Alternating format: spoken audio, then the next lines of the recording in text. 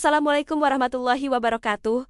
25 November 2025 bukanlah akhir dari musim penghujan biasa di Tapanuli. Hari itu adalah hari ketika bumi membalas dendam. Sebuah suara gemuruh, lebih memekakkan dari badai manapun, tiba-tiba memecah senja, membawa serta jutaan ton lumpur pekat dan batu, menerjang 51 desa, dan memaksakan puluhan ribu jiwa berhamburan dalam kepanikan. Sebuah bencana yang oleh pemerintah disebut takdir, namun oleh para aktivis dinilai sebagai hukuman atas dosa ekologis yang dilakukan oleh 7 korporasi raksasa. Pertanyaannya kini bukan lagi seberapa parah kerusakannya, melainkan, bisakah kita menyalahkan alam, atau haruskah kita menyeret para pemilik izin eksploitasi yang selama bertahun-tahun merobek jantung ekosistem Batang Toru ke meja hijau pertanggungjawaban? Sebelum kita lanjut, yuk absen dulu di kolom komentar dari kota mana kalian menonton. Semoga yang sudah subscribe channel ini selalu dimudahkan segala urusannya, dilapangkan rezekinya, sehat jasmani, rohani, serta dikabulkan semua hajat dunia akhirat oleh Allah Subhanahu wa Ta'ala. Amin.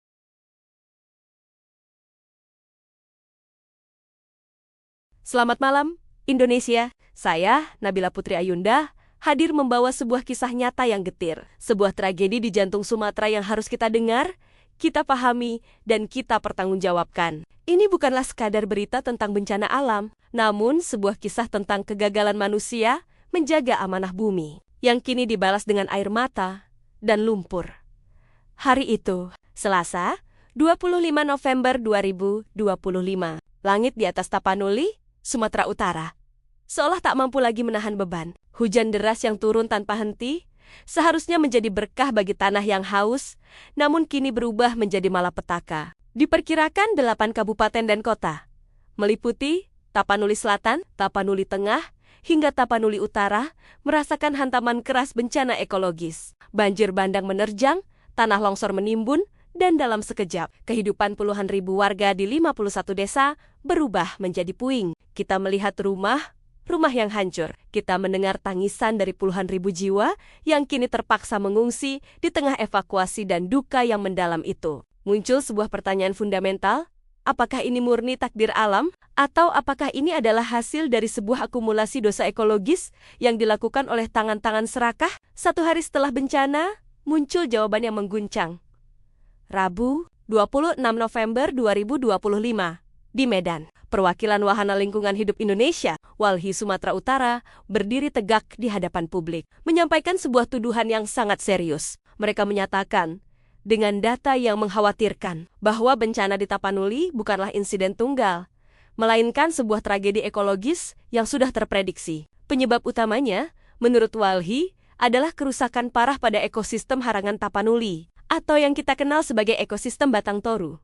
Ekosistem Batang Toru, bagi Anda yang belum mengetahui, adalah jantung kehidupan. Paru-paru sekaligus rumah bagi keanekaragaman hayati yang tak ternilai. Ia adalah habitat tunggal bagi orang utan Tapanuli Pongo tapanuliensis, spesies kera besar paling terancam di dunia, serta rumah bagi harimau Sumatera dan spesies dilindungi lainnya. Yang lebih penting, hutan inilah yang seharusnya berfungsi sebagai spons raksasa, penyangga hidrologis yang mengatur debit air dan mencegah erosi. Walhi menegaskan bahwa fungsi vital spons raksasa itu telah dirusak, dikoyak perlahan oleh aktivitas eksploitatif korporasi. Mereka menyebut nama, mereka menunjuk 7 entitas, 7 perusahaan yang diyakini menjadi biang keladi dari bencana ini. 7 nama ini kini berada dalam sorotan paling terang di negara ini. PT Agincourt Resources Pitar, pengelola tambang emas Martabe, PT Nor Sumatra Hydro Energy NSHE, pengembang proyek pembangkit listrik tenaga air PLTA Batang Toru, PT Phi Julu Mikro Hydropower, proyek PLTMH, PT Sol Geothermal Indonesia, proyek pemanfaatan geotermal di Taput, PT Toba Pulp Lestari Tbk TP, dengan kegiatan perkebunan kayu, rakyat PKR, PT Sago Nauli Plantation, perkebunan sawit, Panjang T, Panjang 24 Toru Estate, perkebunan sawit, ke-7 perusahaan ini beroperasi di dalam atau di sekitar kawasan ekosistem Batang Toru. Direktur Eksekutif Walhi Sumut, Bapak Rianda Purba, menyatakan bahwa akumulasi kerusakan, mulai dari pembukaan hutan untuk tambang, pembangunan infrastruktur energi, hingga konversi lahan menjadi perkebunan monokultur, telah menghilangkan kemampuan alam untuk melindungi dirinya sendiri dan melindungi kita. Di antara ke-7 nama tersebut, Walhi memberikan satu catatan khusus. Sebuah sorotan tajam yang mengarah ke salah satu raksasa PT Agincourt Resources, pengelola tambang emas Martabe. Data yang disajikan Walhi menyebutkan bahwa PT AR diduga telah mengurangi tutupan hutan dan lahan di daerah aliran Sungai Das, Batang Toru sekitar 300 hektar dalam rentang waktu yang cukup panjang, dari tahun 2015 hingga 2024. Angka 300 hektar ini bukanlah sekadar statistik, melainkan jumlah area penyangga yang hilang. Area yang seharusnya menahan air hujan agar tidak langsung melimpah ke pemukiman. Yang lebih mengkhawatirkan adalah lokasi pembangunan fasilitas penting mereka, yaitu Fasilitas Penampungan Limbah Tailing Management Facility (TMF). Fasilitas ini dilaporkan berdiri sangat dekat dengan Sungai Aek Pahu, sebuah sungai yang vital bagi masyarakat desa Sumuran. Sejak beroperasinya Pit Rambajoreng, warga setempat telah lama mengeluhkan satu hal yang tidak biasa. Air sungai mereka seringkali keruh, bahkan saat musim hujan biasa. Ini adalah sinyal bahaya yang diabaikan. Ironisnya, bahaya itu sesungguhnya sudah tertulis di atas kertas dalam dokumen kajian dampak lingkungan perusahaan itu sendiri. Analisis mengenai dampak lingkungan AMDAL PTA sudah tercantum beberapa risiko krusial yang mungkin terjadi. Risiko itu termasuk perubahan pola aliran sungai, peningkatan limpasan permukaan, hingga penurunan kualitas air. Seolah-olah perusahaan sudah mengetahui potensi bahaya, namun aktivitas tetap berjalan. Dan kini, potensi itu berubah menjadi realitas pahit. Tragedi Tapanuli ini, yang terjadi pada 25 November 2025, adalah klimaks dari rentetan panjang pengabaian terhadap peringatan alam dan lingkungan. Kita telah melihat dampak instan bencana ini. Sekarang, mari kita gali lebih dalam. Siapa saja mereka? Apa persisnya yang mereka lakukan? Dan bagaimana aktivitas eksploitasi mereka mengubah jantung Batang Toru sedikit demi sedikit menjadi sebuah bom waktu ekologis? Di bagian selanjutnya, kita akan membedah lebih rinci ekosistem Batang Toru, sebuah jantung yang kini terluka. Tempat kisah perjuangan antara konservasi dan kapitalisme ini menemui titik kritisnya. Saudara-saudara, setelah kita merenungkan duka dan dampak langsung dari tragedi 25 November 2025, kini saatnya kita membedah medan pertempuran yang sebenarnya, ekosistem Batang Toru. Untuk memahami mengapa banjir bandang tahun itu begitu menghancurkan, kita harus terlebih dahulu memahami apa yang telah hilang. Ekosistem Batang Toru membentang di 3 kabupaten Tapanuli, bukanlah hutan biasa. Hutan ini adalah permata biogeografi, sebuah benteng alami yang terisolasi dari sebagian besar wilayah Sumatera. Ketinggiannya bervariasi, menciptakan zona-zona iklim mikro yang unik, menjadikannya gudang penyimpanan air yang tak tertandingi. Para ilmuwan menyebutnya sebagai kawasan lindung dengan nilai konservasi tinggi. Keunikan geografis inilah yang melahirkan spesies endemis. Seperti yang sudah saya sebutkan, orangutan Tapanuli. Spesies ini, yang populasinya sangat kecil dan terkonsentrasi di wilayah Batang Toru, berada di ambang kepunahan. Setiap jengkal hutan yang hilang, setiap pohon yang tumbang, adalah langkah menuju kepunahan spesies tersebut. Namun, nilai ekologis yang tak ternilai ini ternyata berbenturan dengan nilai ekonomi yang menggiurkan. Disinilah kisah 7 perusahaan itu bermula. Eksploitasi yang terstruktur dan masif, seolah-olah berpacu untuk menjarah kekayaan di jantung Batang Toru, telah berlangsung setidaknya sejak tahun 2015, bahkan mungkin jauh sebelumnya. Periode 2015 hingga 2024 yang disoroti oleh Walhi adalah periode kritis di mana tutupan hutan penyangga mulai terkikis secara signifikan. Mari kita lihat bagaimana 7 raksasa ini, dengan berbagai motif dan izin, mengukir jejak kehancuran di kawasan lindung tersebut. Pertama, invasi tambang, PT Agincourt Resources, PT AR, PT dengan tambang emas Martabe adalah subjek utama kritik Walhi. Lokasi operasi mereka, yang memerlukan infrastruktur besar, secara langsung bersentuhan dengan das Batang Toru. Walhi menuduh, dengan bukti foto udara dan analisis spasial, bahwa perusahaan ini bertanggung jawab atas hilangnya sekitar 300 hektar tutupan hutan dalam 1 dekade terakhir. Bayangkan, 300 hektar hutan yang berfungsi menyerap dan menahan air kini terbuka. Lahan yang terbuka, apalagi di wilayah berlereng curam seperti Tapanuli, adalah undangan terbuka bagi erosi. Dalam skema hidrologis, hilangnya hutan bukan hanya mengurangi serapan air, tetapi juga meningkatkan laju limpasan permukaan. Artinya, ketika hujan turun, air tidak lagi meresap perlahan ke dalam tanah, melainkan langsung mengalir deras ke sungai, membawa serta lumpur dan sedimen. Inilah yang diyakini menjadi kontributor utama pada bencana banjir bandang, bukan hanya peningkatan debit air, tetapi juga daya rusak dari air yang membawa material pada dua titik ancaman energi. PT North Sumatra Hydro Energy NSHE perusahaan kedua adalah PT NSHE, pengembang PLTA Batang Toru.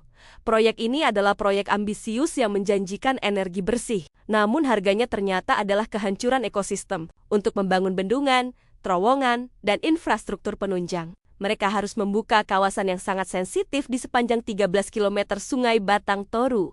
Walhi melaporkan, aktivitas ini telah menghilangkan lebih dari 350 hektar tutupan hutan. Hilangnya hutan ini memperburuk sedimentasi sungai. Selain itu, proyek PLTA secara inheren mengubah pola alami aliran sungai. Fluktuasi debit air yang diatur untuk kebutuhan turbin secara ekologis dapat mengganggu kehidupan biota air dan merusak tebing sungai, menjadikannya lebih rentan terhadap erosi lateral dan longsor. Proyek ini disebut-sebut sebagai salah satu faktor penghancur habitat orangutan Tapanuli terbesar. Stres, agresivitas kayu PT Toba Pulp Lestari TPL konflik juga datang dari sektor kehutanan dan perkebunan. PT TPL, yang terkenal dengan produk pulpnya, melakukan ekspansi melalui skema perkebunan kayu rakyat PKR di Tapanuli Selatan.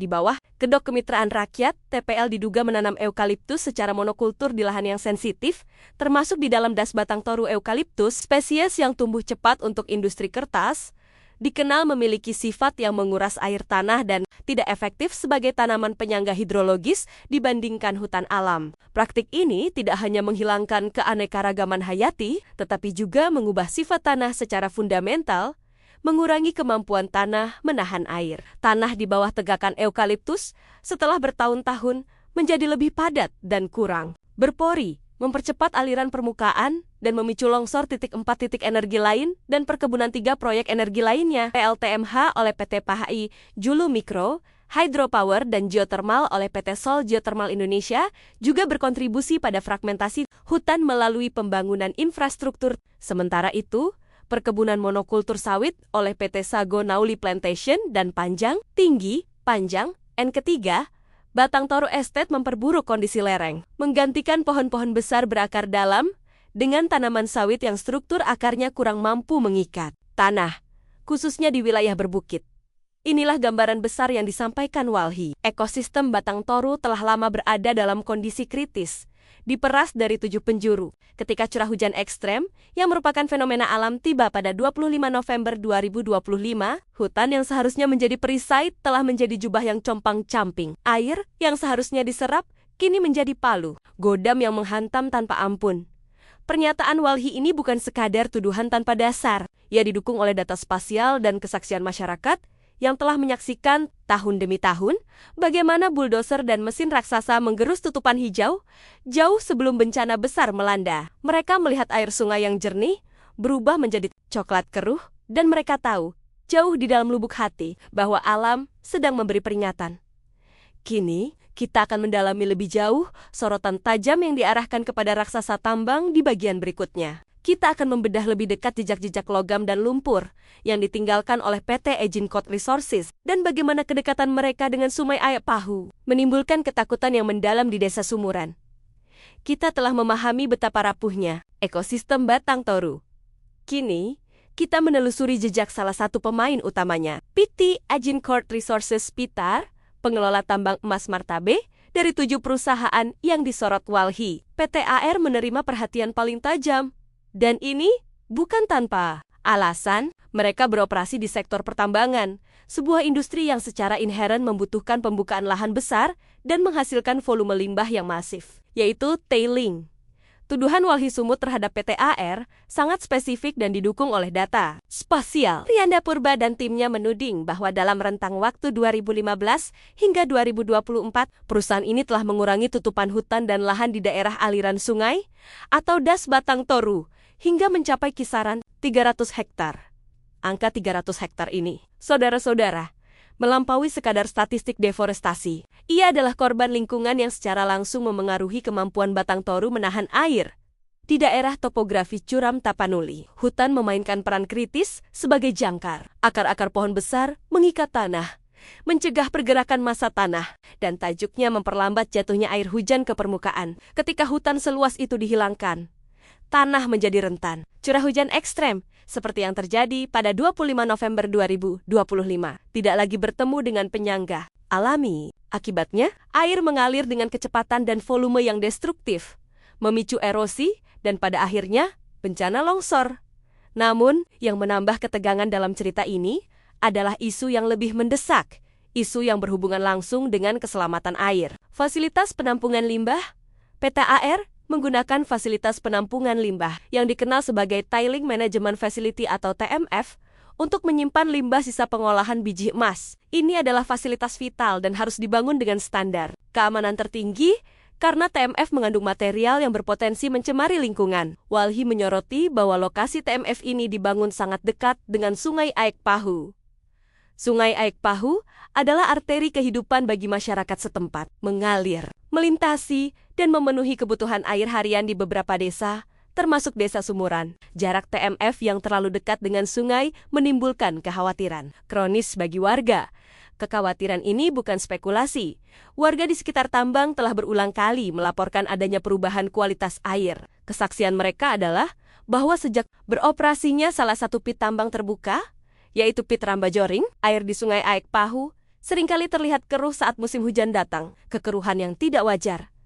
Meskipun PTAR mungkin berdalih bahwa kekeruhan itu hanyalah sedimen alami. Akibat erosi dari lahan terbuka yang belum direhabilitasi, bagi warga, kekeruhan itu adalah alarm bahaya. Mereka khawatir, setiap kali hujan deras turun, material dari TMF atau dari area tambang terbuka akan merembes atau hanyut ke sungai, membawa serta potensi pencemaran yang tak kasat mata.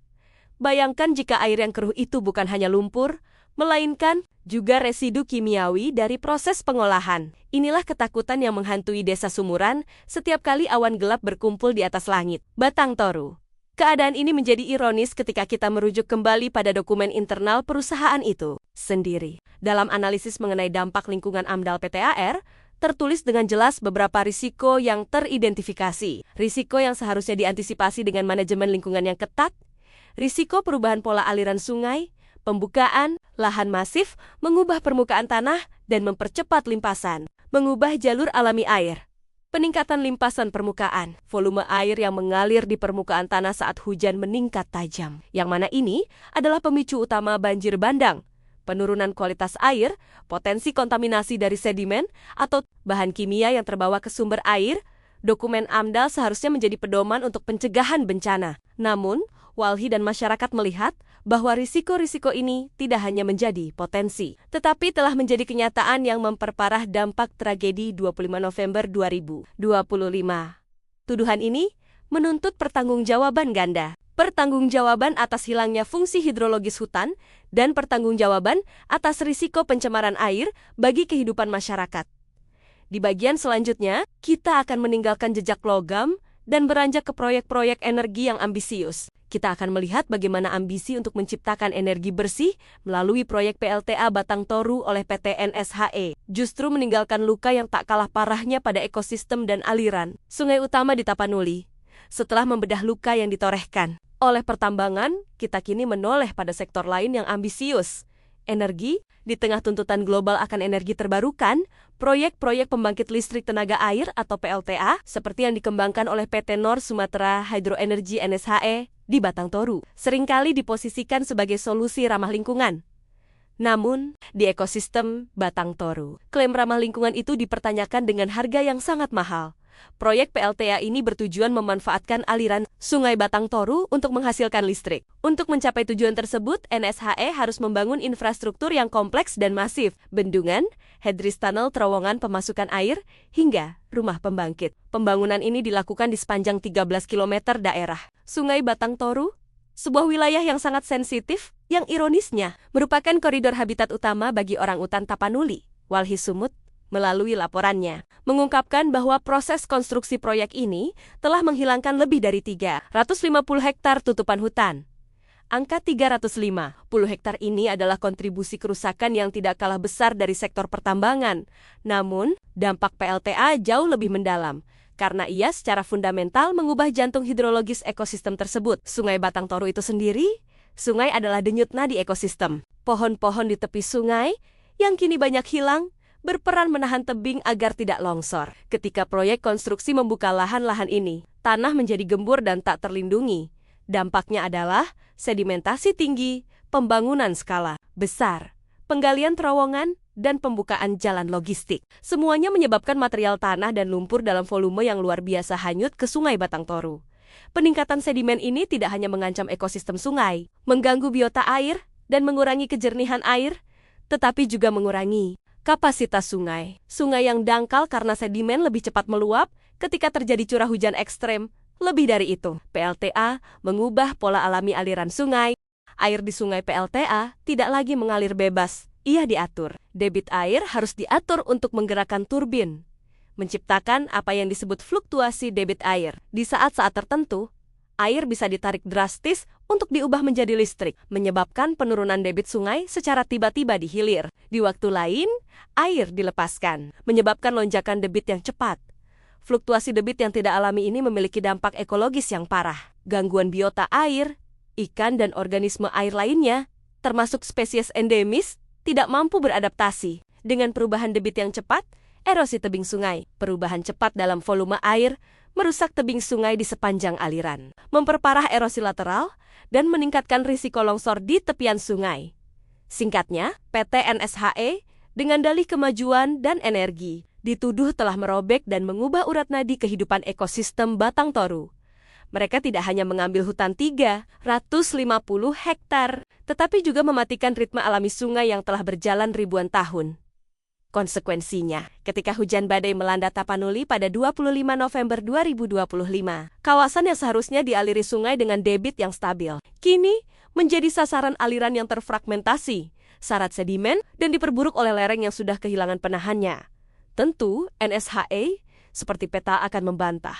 Mereka pasti akan mengklaim telah menerapkan mitigasi lingkungan yang ketat. Namun, bagi masyarakat dan walhi, bencana besar ini adalah bukti nyata bahwa mitigasi itu tidak efektif atau bahkan terabaikan. Di bawah desakan tenggat waktu proyek dan target produksi energi, di samping dua raksasa ini ada perusahaan energi lainnya. PT Pahaijulu Mikro Hydropower dan PT Sol Geothermal Indonesia juga turut berkontribusi dalam memfragmentasi kawasan hutan. Meskipun skalanya mungkin lebih kecil dari PLTA raksasa, akumulasi dari setiap proyek ini, setiap pembukaan lahan untuk jalur pipa, jalan, dan infrastruktur penunjang, menambah beban pada punggung ekosistem Batang Toru yang semakin hari semakin membungkuk. Beban ini bukan hanya tentang tambang atau energi. Saudara-saudara, beban ini juga datang dari pohon-pohon yang salah, dari monokultur yang menguras daya dukung tanah. Di bagian selanjutnya, kita akan menyoroti peran PT Toba Pulp Lestari dan program perkebunan kayu rakyat, dan bagaimana ambisi industri kertas turut mempercepat bencana di Das Batang Toru. Saudara-saudara, eksploitasi di Batang Toru ternyata tidak hanya datang dari kedalaman bumi atau kekuatan air. Ia juga datang dari industri yang membutuhkan kertas, yaitu pulp dan rayon. Fokus kita kini beralih kepada PT Toba Pulp Lestari Tbk, TPL, sebuah perusahaan yang bergerak dalam industri bubur kertas. TPL dituding walhi turut memperparah kondisi Batang Toru melalui skema perkebunan kayu rakyat PKR di wilayah Tapanuli Selatan, khususnya di Kecamatan Sipirok, kawasan yang secara geologis sangat kritis, karena berbatasan langsung dengan das utama pada pandangan pertama. Program PKR terdengar mulia, kemitraan dengan masyarakat untuk menanam kayu guna meningkatkan kesejahteraan. Namun, dalam konteks ekosistem Batang Toru yang rapuh, skema ini dituduh menjadi kedok untuk ekspansi monokultur di wilayah yang seharusnya dilindungi. Lahan-lahan di Das Batang Toru, yang dulunya mungkin merupakan hutan campuran atau lahan pertanian subsisten yang menjaga tutupan, kini diubah paksa menjadi hamparan monokultur eukaliptus sp. Eukaliptus dipilih karena pertumbuhannya yang sangat cepat, ideal untuk memenuhi kebutuhan bahan baku industri pulp yang tak terpuaskan. Namun, dari perspektif ekologi dan hidrologi, eukaliptus adalah pohon yang kontroversial. Ada 3 dampak utama dari penanaman monokultur eukaliptus skala besar di kawasan Das. Pertama, pengurasan air tanah eukaliptus dikenal sebagai tanaman yang sangat rakus, air, water, guzzler. Mereka memiliki laju transpirasi yang sangat tinggi, artinya mereka menyedot air tanah dalam jumlah besar untuk pertumbuhannya yang cepat. Penanaman masif eukaliptus di wilayah Hulu Das secara drastis mengurangi cadangan air tanah yang seharusnya dialirkan secara bertahap ke sungai dan mata air di hilir selama musim kemarau. kualitas tanah yang terdegradasi dibandingkan dengan hutan alam yang kaya akan serasah. Daun-daun eukaliptus melepaskan senyawa kimia tertentu yang dapat menghambat pertumbuhan tanaman lain. Selain itu, akarnya yang relatif dangkal dan susunan tajuknya yang seragam membuat tanah di bawahnya cenderung padat, kering, dan miskin nutrisi. Tanah yang padat memiliki porositas rendah, yang berarti air hujan sulit meresap ke dalam tanah. Ini secara langsung meningkatkan limpasan permukaan. 3. Titik kehilangan. Fungsi penyangga longsor hutan alam memiliki pohon-pohon dengan sistem perakaran yang beragam dan kuat yang berfungsi sebagai tulangan alami bagi lereng bukit. Akar-akar ini menembus jauh ke dalam tanah, mengikat massa tanah, dan mencegah pergerakan. Ketika hutan alam digantikan oleh monokultur eukaliptus, fungsi pengikatan tanah ini menurun secara signifikan. Bayangkan lereng-lereng bukit di Tapanuli Selatan, yang secara alami rawan longsor. Kini ditanami eukaliptus dalam skala ratusan hingga ribuan hektar melalui skema PKR. Tanah di bawahnya kering, padat, dan akarnya kurang kuat mengikat massa tanah. Ketika Selasa 25 November 2025, badai hujan datang, tanah yang sudah padat dan rapuh ini kehilangan daya dukungnya sepenuhnya. Air yang tidak bisa meresap ke dalam tanah malah menumpuk di lapisan permukaan, melonggarkan ikatan akar yang lemah, dan akhirnya memicu pergerakan massa tanah yang kita seistilahkan sebagai tanah longsor. Jadi, kerusakan yang ditimbulkan TPL bersama dengan 2 perkebunan sawit raksasa, PT Sago Nauli Plantation dan Panjang, Tinggi, Panjang, and ketiga, Batang Toru Estate, menciptakan triple disaster di kawasan perkebunan, penggundulan hutan, konversi lahan menjadi monokultur yang lemah secara hidrologis, dan penghilangan fungsi penahan longsor. Secara kumulatif, aktivitas 7 perusahaan ini, yang mencakup tambang, PLTA, geotermal, dan industri kayu atau sawit telah menghancurkan ekosistem Batang Toru dari berbagai sisi. Kerusakan bukan lagi bersifat lokal, melainkan struktural dan sistemik selama bertahun-tahun. Batang Toru telah mengirimkan peringatan melalui erosi, air keruh, dan longsor kecil. Namun, peringatan itu diabaikan, dan kini alam mengirimkan balasan yang paling dahsyat. Di bagian selanjutnya, kita akan mencapai klimaks tragis dari cerita ini. Kita akan kembali ke 25 November 2025, hari ketika semua kerusakan ini mencapai titik nol. Kita akan mendengar kesaksian yang memilukan dari para korban di Desa Aek Garoga, Kecamatan Batang Toru, yang secara langsung merasakan kemarahan alam yang dilepaskan oleh keserakahan korporasi saudara. Saudara, setelah kita merangkai potongan-potongan kerusakan lingkungan yang berlangsung bertahun-tahun, 300 hektar hutan hilang di satu tempat, 350 hektar di tempat lain, dan ribuan hektar monokultur di lereng yang rapuh. Kita tiba pada hari ketika semua faktor ini bertemu dengan kekuatan alam yang ekstrem. Hari itu adalah Selasa 25 November 2025, sejak siang hari. Kawasan Tapanuli diguyur hujan dengan intensitas yang tak biasa. Namun, hujan bukanlah hal baru. Yang berbeda kali ini adalah respons dari bumi di bawahnya. Hutan penyangga yang telah dikoyak oleh tambang, PLTA, dan perkebunan, kini tak lagi mampu menahan lapisan-lapisan tanah yang akarnya sudah lemah, baik karena alih fungsi menjadi eukaliptus atau terbuka karena konstruksi. Telah jenuh total.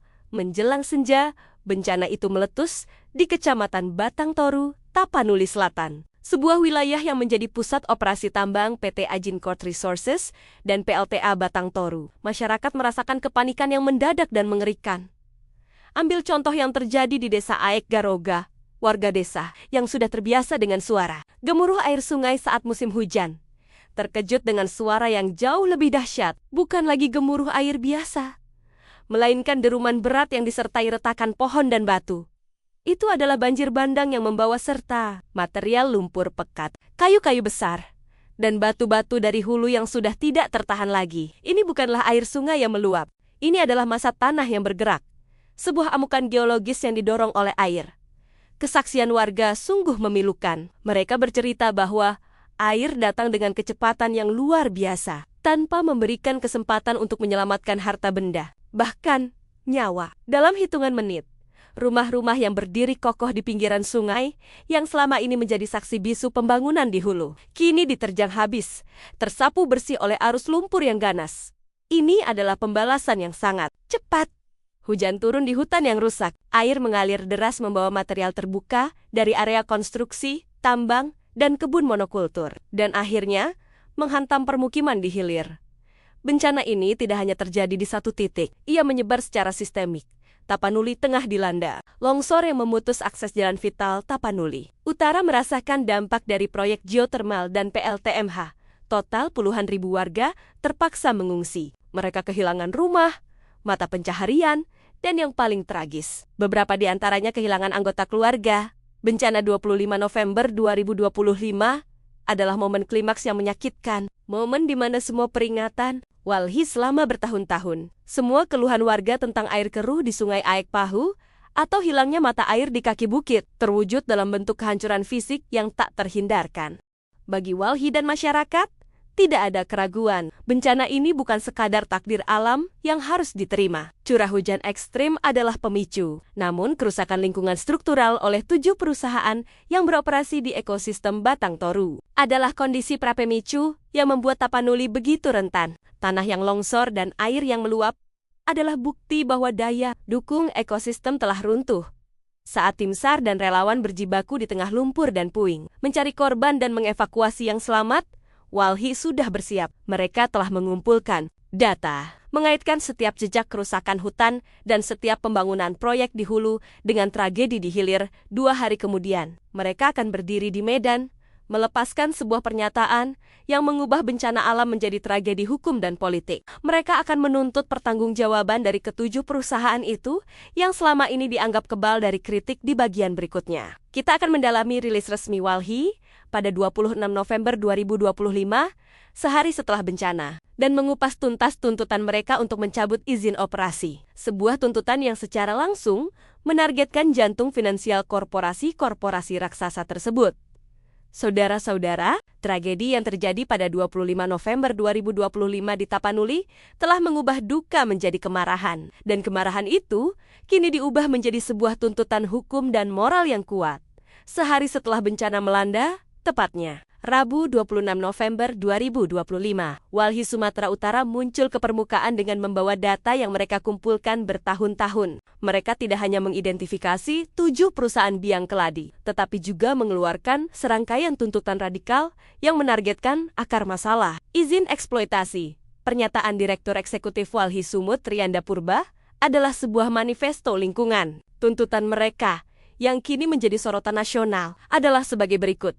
Evaluasi dan pencabutan izin PT Agincourt Resources PTAR ini adalah tuntutan paling keras. Walhi menilai dampak kerusakan 300 hektar hutan di Das Batang Toru dan risiko kebocoran TMF di dekat Sungai Aek Pahu sudah cukup untuk mencabut izin operasi tambang emas Martabe, evaluasi dan penghentian proyek PLTA Batang Toru NSHE. Proyek ini dinilai merusak habitat kritis orangutan Tapanuli dan secara permanen mengubah fungsi hidrologis Sungai Batang Toru yang memperparah sedimentasi dan erosi. Penutupan dan pencabutan izin PT Toba Pulp Lestari TPL termasuk penghentian praktik perkebunan kayu rakyat PKR yang telah mengkonversi hutan penyangga menjadi monokultur eukaliptus yang rapuh, penghentian aktivitas perusahaan lain, termasuk PLTMH, geotermal, dan 2 perkebunan sawit lainnya, yang secara kumulatif merusak ekosistem Batang Toru. Pemenuhan kebutuhan korban. Pemerintah diminta bertanggung jawab penuh atas pemenuhan kebutuhan dasar puluhan ribu korban bencana yang mengungsi, pemetaan rawan bencana. Tuntutan agar pemerintah segera merevisi rencana tata ruang wilayah RT/RW untuk memetakan kawasan rawan bencana secara terpadu, mencegah eksploitasi di masa depan. Ini adalah sebuah serangan frontal. Walhi tidak hanya menuntut ganti rugi, mereka menuntut penghentian total model eksploitasi yang merusak. Mengupas dokumen AMDAL inti dari argumen Walhi terletak pada kontradiksi yang menyakitkan antara janji korporasi dan realita lapangan, khususnya yang tercermin dalam dokumen analisis. Mengenai dampak lingkungan AMDAL seharusnya menjadi benteng pertahanan terakhir ekosistem. Dokumen ini adalah sebuah studi mendalam yang mengidentifikasi potensi risiko lingkungan dan sosial sebelum proyek dimulai, serta memaparkan rencana mitigasinya. Walhi menunjukkan bahwa pada kasus PT Agincourt Resources, risiko-risiko krusial sudah tercantum jelas, perubahan pola aliran sungai, peningkatan limpasan permukaan, dan penurunan kualitas air. AMDAL mengakui potensi bahaya ini. Namun, yang menjadi pertanyaan besar adalah, mengapa risiko yang sudah diidentifikasi ini tetap terjadi? Dan bahkan memicu tragedi berskala besar, 2 kemungkinan muncul, mitigasi gagal, rencana mitigasi yang Diajukan perusahaan tidak efektif menghadapi skala curah hujan ekstrem, atau kepatuhan diabaikan. Perusahaan gagal mematuhi standar mitigasi yang dijanjikan, mengutamakan kecepatan proyek atau pemotongan biaya, apabila sebuah proyek gagal mengendalikan risiko yang sudah mereka akui dalam AMDAL. Misalnya, jika pengurangan 300 hektar tutupan hutan terbukti secara langsung menyebabkan limpasan yang tak terkendali, maka secara hukum ini dapat dianggap sebagai kelalaian yang berkontribusi terhadap bencana. Walhi menantang pemerintah, khususnya Kementerian Lingkungan Hidup dan Kehutanan, untuk tidak lagi memejamkan mata. Mereka menuntut audit AMDAL secara menyeluruh dan independen terhadap 7 perusahaan ini. Mereka ingin memastikan apakah izin yang dikeluarkan selama ini benar-benar berdasarkan kajian lingkungan yang kredibel, atau hanya sekadar izin yang dipertukarkan dengan janji investasi. Tuntutan Walhi bergema luas, mengundang dukungan publik dan tekanan media. Namun, di sisi lain, perusahaan-perusahaan raksasa ini tidak akan tinggal diam. Mereka memiliki tim hukum, juru bicara, dan kekuatan finansial untuk membela diri.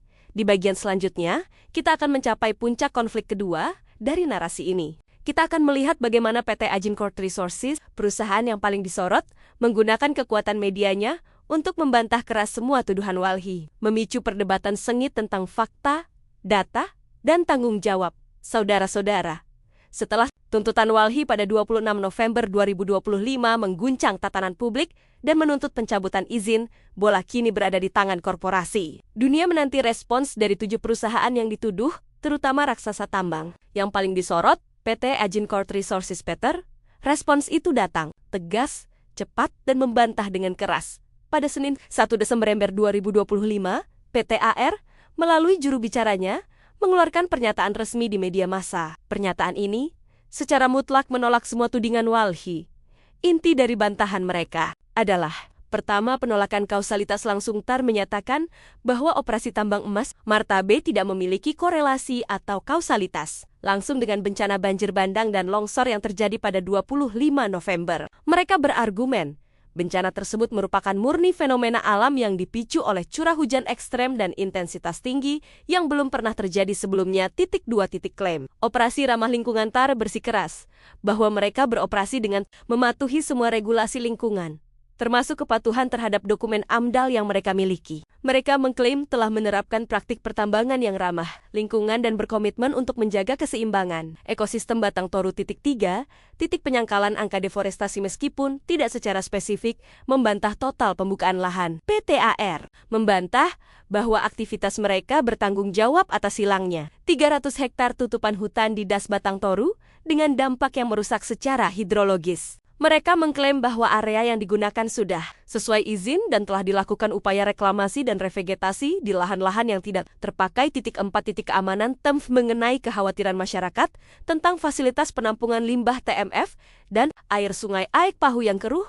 PT AR memberikan jaminan keamanan. Mereka menyatakan TMF dibangun dengan standar teknis dan keamanan internasional yang ketat, memastikan tidak ada rembesan material beracun yang mengalir ke sungai. Mereka mungkin berargumen bahwa kekeruhan air semata-mata adalah sedimen alami dari erosi di kawasan yang tengah dikembangkan, bukan dari limbah tambang. Debat sengit, data versus realita. Bantahan keras PT RA ini secara langsung memicu puncak konflik kedua dalam narasi ini. Perdebatan data dan interpretasi antara aktivis lingkungan dan korporasi raksasa. Di satu sisi, Walhi memiliki data spasial yang menunjukkan hilangnya tutupan hutan. Dan yang lebih kuat, mereka memiliki kesaksian masyarakat yang melaporkan perubahan lingkungan nyata seperti air keruh di Aek Pahu. Bagi Walhi, angka 300 hektar kerusakan dan kedekatan TMF adalah fakta yang tidak terbantahkan, yang meningkatkan risiko bencana. Di sisi lain, PT AR memiliki izin resmi, sertifikasi teknis, dan kekuatan finansial untuk mempertahankan narasi mereka tentang operasi yang aman dan legal. Mereka menyajikan data curah hujan ekstrem, mencoba mengalihkan fokus dari tanggung jawab eksploitasi ke faktor meteorologi yang tidak terhindarkan. Perbedaan versi ini menciptakan sebuah titik simpang siur yang sangat penting. Versi Walhi, bencana diperparah oleh hilangnya fungsi penyangga hutan akibat eksploitasi korporasi. Ini adalah kelalaian yang berkontribusi terhadap bencana. Versi PT AR, bencana adalah takdir alam akibat anomali cuaca, kegiatan perusahaan legal, dan tidak berhubungan langsung dengan skala kerusakan. Jika PT AR berhasil membuktikan bahwa bencana adalah force majeure, keadaan kahar dan bukan akibat kelalaian mereka, tuntutan pencabutan izin akan sulit dipenuhi. Sebaliknya, jika investigasi independen yang diharapkan segera dibentuk oleh pemerintah menemukan bahwa kerusakan 300 hektar hutan terbukti signifikan mengubah hidrologi dan secara material meningkatkan limpasan, maka argumen Walhi akan menang. Secara meyakinkan, konflik data dan kepentingan ini kini membebani pemerintah. Keputusan apa yang akan diambil oleh regulator? Apakah mereka akan membela investasi besar yang legal? Ataukah mereka akan melindungi ekosistem Batang Toru dan memprioritaskan keselamatan puluhan ribu korban yang kini mengungsi? Di bagian selanjutnya, kita akan melihat reaksi dari pemerintah jika ada data dan menyoroti harapan serta penderitaan puluhan ribu korban di Tapanuli. Kita akan melacak apakah tuntutan Walhi ini membawa perubahan hukum yang nyata ataukah hanya menjadi riak sementara di tengah kekuasaan korporasi yang mengakar.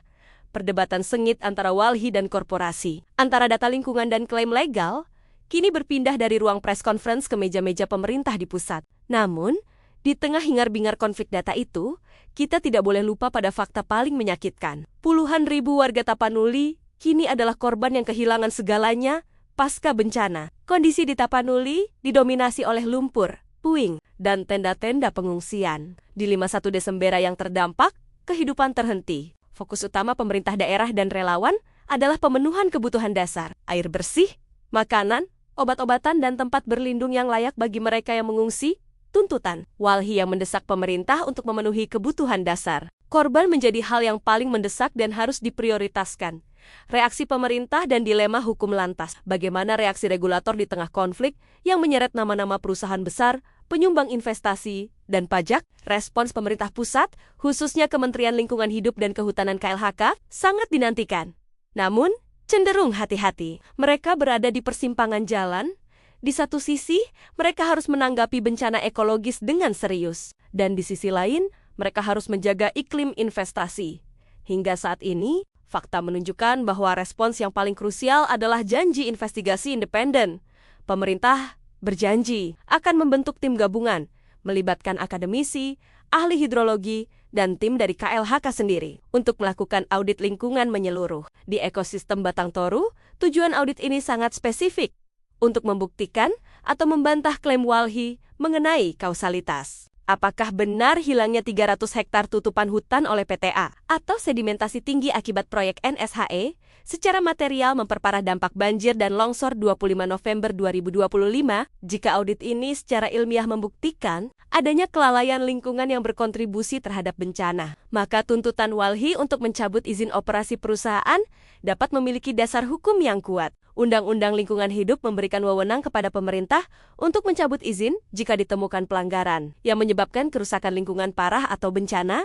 Namun, proses audit dan penegakan hukum ini panjang dan penuh tantangan. Perusahaan seperti Peta AR memiliki tim hukum yang kuat dan akan menggunakan setiap celah legal untuk membela diri, mengandalkan klaim force majeure keadaan kahar akibat curah hujan yang abnormal. Harapan yang tergantung pada hutan di tengah ketidakpastian. Hukum ini, harapan korban dan Walhi terletak pada perubahan kebijakan struktural, revisi RT/RW, tuntutan untuk segera merevisi rencana tata ruang wilayah RT/RW Tapanuli menjadi mendesak. Korban dan aktivis menuntut agar kawasan ekosistem Batang Toru yang terbukti secara ilmiah sebagai kawasan penyangga hidrologis yang kritis, habitat orangutan Tapanuli, wilayah tangkapan air, dan lereng rawan longsor segera dikeluarkan dari zona eksploitasi, termasuk tambang, PLTA, dan monokultur. Mereka berharap agar pemerintah tidak hanya menghukum para pelaku, tetapi juga mencegah bencana serupa terulang. Pemetaan wilayah rawan bencana secara terpadu melalui RT/RW adalah langkah konkret untuk memprioritaskan fungsi ekologis di atas kepentingan ekonomi jangka pendek. Nasib puluhan ribu warga Tapanuli yang kini hidup di pengungsian adalah pengingat paling nyata akan kegagalan menjaga keseimbangan. Mereka adalah korban dari sebuah sistem yang membiarkan keuntungan segelintir korporasi mengalahkan prinsip konservasi dan keselamatan masyarakat. Keputusan pemerintah dalam menindaklanjuti audit ini akan menjadi penentu. Apakah ini akan menjadi akhir dari era eksploitasi di Batang Toru, ataukah hanya akan menjadi jeda sementara sebelum kerusakan berlanjut? Di bagian terakhir, kita akan menyimpulkan kisah tragis ini dengan sebuah refleksi mendalam, menyuarakan pesan dari tanah yang basah dan terluka, serta menanyakan tanggung jawab kita semua sebagai warga negara dalam menjaga amanah bumi. Kita telah sampai pada akhir dari kisah yang memilukan ini. Kisah tentang ekosistem Batang Toru. yang kami sebut jeritan hutan Tapanuli. Tragedi 25 November 2025 bukanlah akhir cerita, melainkan sebuah babak baru yang menuntut pertanggungjawaban kolektif, duka yang dirasakan oleh puluhan ribu warga yang kehilangan segalanya di Tapanuli adalah cermin dari kegagalan kita bersama. Kegagalan para pemegang kebijakan yang memberikan izin di kawasan konservasi, kegagalan korporasi yang mengutamakan laba di atas keberlanjutan, dan kegagalan kita sebagai masyarakat yang terlalu lama membiarkan eksploitasi terjadi di senyap konflik antara Walhi dan 7 perusahaan, terutama PT Agincourt Resources dan PT NSHE. Bukanlah sekadar perselisihan tentang data 300 hektar atau 350 hektar hutan yang hilang. Ini adalah pertarungan filosofis. Apakah Batang Toru akan tetap menjadi jantung kehidupan yang vital bagi orangutan Tapanuli dan penyangga hidrologis bagi jutaan manusia? Ataukah ia akan direduksi menjadi sekadar sumber daya yang dapat diekstraksi hingga titik nadinya? Hasil dari audit lingkungan yang dijanjikan oleh pemerintah dan keputusan mengenai pencabutan izin akan menjadi ujian sejati bagi penegakan hukum lingkungan di Indonesia. Jika terbukti secara ilmiah bahwa kelalaian operasional dan hilangnya fungsi hutan di Das Batang Toru berkontribusi signifikan terhadap bencana, maka sanksi hukum harus ditegakkan tanpa kompromi. Hanya dengan begitu, keadilan dapat dirasakan oleh para korban di Desa Aek, Garoga, dan desa-desa lain yang kini merangkak dari lumpur. Refleksi dari kerusakan pesan terpenting dari tragedi Tapanuli adalah bahwa alam memiliki batas toleransi.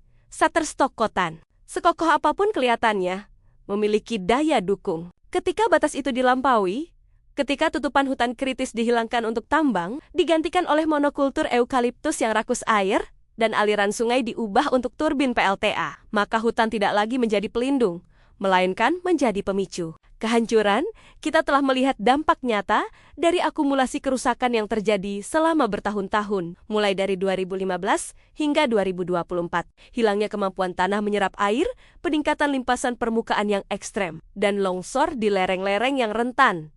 Kisah ini adalah panggilan untuk reorientasi pembangunan. Pembangunan tidak boleh lagi diukur hanya dari volume investasi atau jumlah energi yang dihasilkan. Pembangunan yang sejati adalah pembangunan yang menjamin keselamatan dan keberlanjutan hidup masyarakat yang tinggal di hulu dan hilir ekosistem bagi puluhan ribu pengungsi di Tapanuli. Pemulihan bukan hanya tentang membangun rumah baru. Ini tentang memastikan bahwa ketika hujan lebat berikutnya datang, mereka tidak perlu hidup dalam ketakutan bahwa bumi di bawah mereka akan bergerak lagi. Bahwa air di sungai Aek Pahu akan kembali membawa lumpur yang destruktif. Kita harus mendesak implementasi RT/RW yang baru yang menjadikan ekosistem Batang Toru sebagai zona terlarang bagi eksploitasi skala besar. Kita harus memastikan bahwa spesies endemis seperti orangutan Tapanuli mendapatkan rumahnya kembali, dan bahwa hutan kembali menjalankan fungsi utamanya sebagai penjaga hidrologis. Naskah cerita ini yang kami sampaikan berdasarkan fakta-fakta keras dan kronologi yang tercatat, bertujuan untuk menjadi pengingat abadi bahwa setiap keputusan bisnis yang diambil di balik meja mewah pada akhirnya akan diuji oleh hukum alam yang tak bisa dibantah.